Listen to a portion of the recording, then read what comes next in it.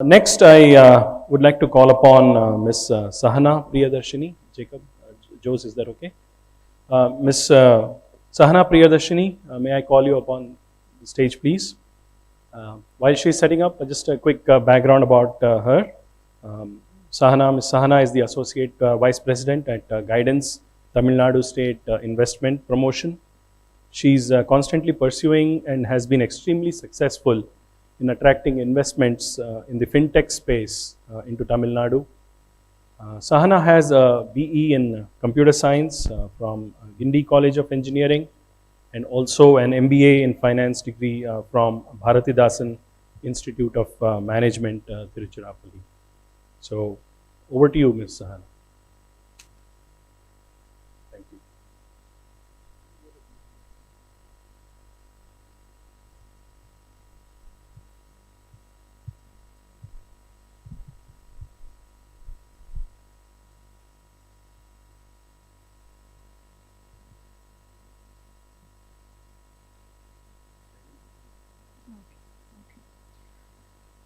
Good morning, everyone.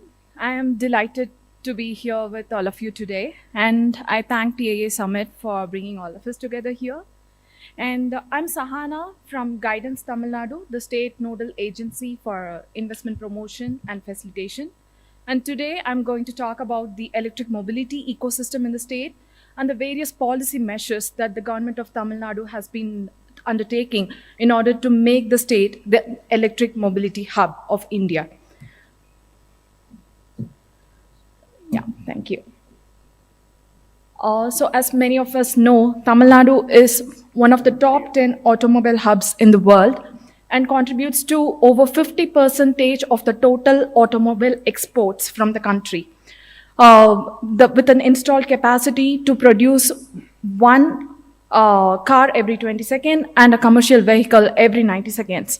The state is home to several world-renowned automobile manufacturers like BMW, Hyundai, Daimler, Renault, Nissan, Mitsubishi, Yamaha, Ford, and also has reputed homegrown players like TVS Motors, Mahindra, and Ashok Leyland. We have over 1,400 factories producing motor vehicles, trailers, and semi-trailers from Tamil Nadu. So this establishes that the state is already a thriving automotive hub, but does it make the state the electric mobility hub by itself? I would say there are three more factors that make Tamil Nadu the ideal destination for electric mobility investments. Firstly, Tamil Nadu is the most urbanized state in the country with having the second highest vehicle population of India. So on the demand side, that puts Tamil Nadu way ahead of its counterparts in terms of the demand and the market availability.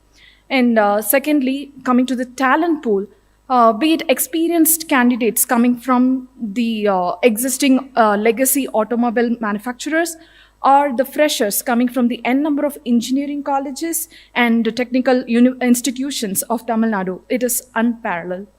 And shifting to electric mobility doesn't only imply we replace every vehicle that is on the road to run by electricity. By burning more and more fossil fuels. The shift happens at a source level, and that's where the renewable energy ecosystem of the state comes to the forefront. Of the total energy mix, 42% comes from renewable power sources in Tamil Nadu. So all of these factors put together makes Tamil Nadu the ideal destination as EV mobility for an EV mobility ecosystem. Sorry. And we have been already making progress in terms of attracting the investments into the state. So currently, Tamil Nadu accounts for 6.4% of the total electric vehicles sold in India. And we expect this figure to go up to 30% by 2030. So despite the COVID pandemic last year, the state had seen an influx of investments in the automobile sector, And we have managed to attract investments from several key players like Ola Electric, Ampere, and so on. Today, Tamil Nadu is the manufacturing hub for electric two-wheelers in India with a capacity to produce 10 million electric two-wheelers, which is 12 times more than the current market size. We have attracted investments from not just new age companies, but also from traditional players who are shifting to the electric manufacturing space, like Hyundai, TVS Motors, and so on. Apart from electric vehicle manufacturing, we have also been attracting investments from the supported and from the ancillary units like automotive components, batteries, and the charging infrastructure, with few notable names like Lucas TVS, Lee Energy, Foxconn, Mitsubishi Sickle, and so on. Um, so these are few of our partners who are already engaged with us and who have been making tremendous changes in the electric mobility space by manufacturing in Tamil Nadu. So all of this investment must have a starting point somewhere. So that is where the policy environment and support from the government comes in from in Tamil Nadu. So in September 2019, the state has launched a comprehensive electric vehicle policy with a target to attract 50,000 crores of investment and to create 1.5 lakh jobs by 2030. And I'm happy to say, just within the last 2 years, we have achieved 43% of the target already by signing 25 memorandum of understandings with various manufacturing players and generating employment of 56,000 jobs. So in order to keep pace with the momentum that is going on in the electric vehicle manufacturing space, the state is coming up with a revised EV policy soon. And the policy is not just about manufacturing of electric vehicles, batteries, and components. It is also providing for for creation of a circular economy by supporting players who are involved in battery recycling space. So the policy is comprehensive, supporting incentives on demand side as well as the supply side. So for example, on the demand side, we have initiatives like road tax exemption, registration charges waiver, which is on par with all the other states of India.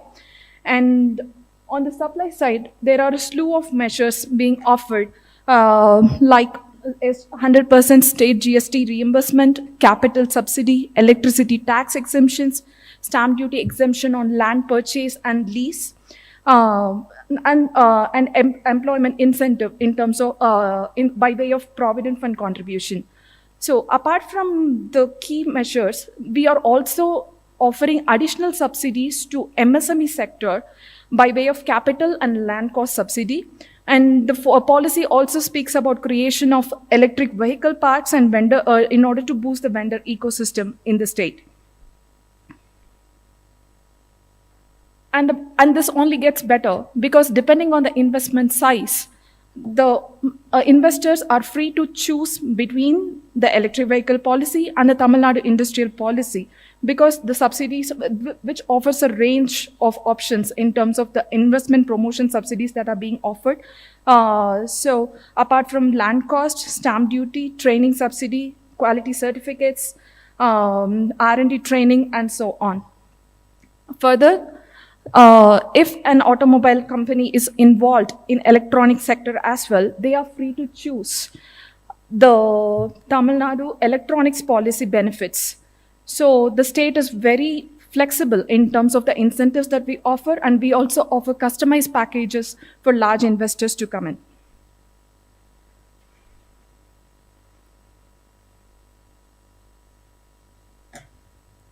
So guidance is the state, as I mentioned already, is the state nodal agency for investments. It's a one-stop information shop for all investors coming into the state. And we have recently launched a single window clearance app for all the statutory approvals and clearances that any investor would require. And we also offer assistance in terms of land allocation, infrastructure support, incentives negotiation, and so on. Also with the highest TAT in terms of issue, shortest TAT in terms of the issue resolutions. So we welcome investors throughout the value chain of the e-mobility ecosystem to come partner with us to build a better future for our planet. Thank you.